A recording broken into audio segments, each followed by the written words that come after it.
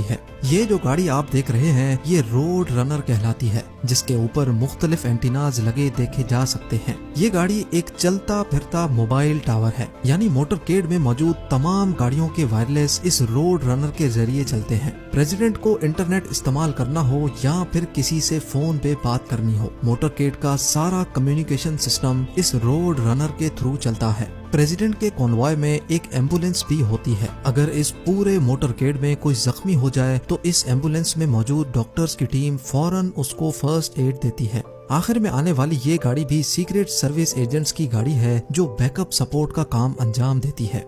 और आखिर में पीछे से कोई भी गाड़ी ओवरटेक करके मोटरकेड को क्रॉस ना करे, इसी वजह से सबसे आखिर में ये पुलिस कार्स पूरे रोड को कवर करके चलती हैं। आपको ये जानकर भी हैरत होगी कि ये सारा का सारा मोटरकेड स्टार्टिंग पॉइंट से लेकर एंडिंग तक हेलीकॉप्टर की नजरों में भी रहता है।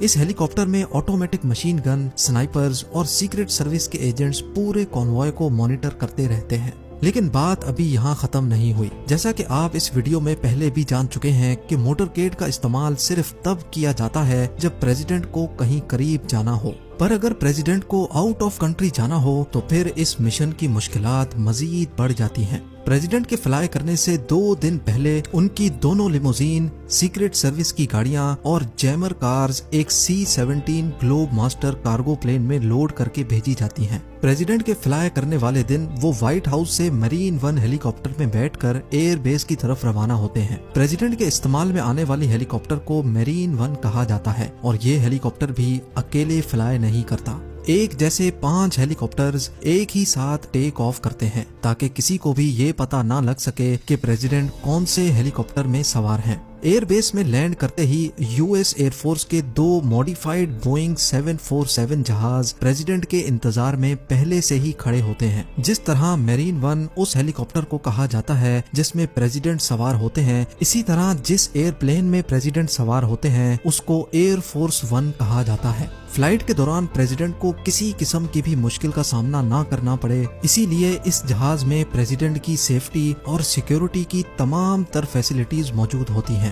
जिसमें presidential state room, executive dressing room, conference room और डाइनिंग रूम भी शामिल हैं। साथ साथ इसमें फुल किचन और प्रेसिडेंट का ऑफिस भी मौजूद होता है। प्रेसिडेंट की लिमोजीन और मेरीन वन हेलीकॉप्टर की तरह एयरफोर्स वन भी अकेला फ्लाई नहीं करता। यहाँ भी एक जैसे 2 प्लेन्स एक साथ टेक ऑफ करते हैं। प्रेसिडेंट के टेक ऑफ करने के बाद एक और मुश्किल तरीन अमल शुरू हो जाता है और वो होता है उनके हेलीकॉप्टर्स को कार्गो प्लेन में लोड कराना। जी हाँ, प्रेसिडेंट जहाँ भी जाते हैं उनके मोटरकेड के साथ साथ उनके हेलीकॉप्टर भी साथ ही जाते हैं, क्योंकि दूसरी कंट्री में अगर कोई इमरजेंसी पेश आ जाए तो हेलीकॉप्टर ही वो वाहिद सवारी होती है जिसको टेक ऑफ और लैंडिंग के लिए खास एयरफील्ड की जरूरत नहीं होती। हेलीकॉप्टर के ब्लेड्स को फोल्ड करके C-17 ग्लोब मास्टर में लोड किया जाता है और अब ये कार्गो जहाज भी प्रेसिडेंट के जहाज के पीछे पीछे रवाना हो जाता है। नाजरीन, अमेरिकन प्रेसिडेंट की ट्रेवलिंग को सिक्योर बनाने के लिए जो कुछ भी किया जाता है उसमें खर्चा भी ठीक ठाक होता है।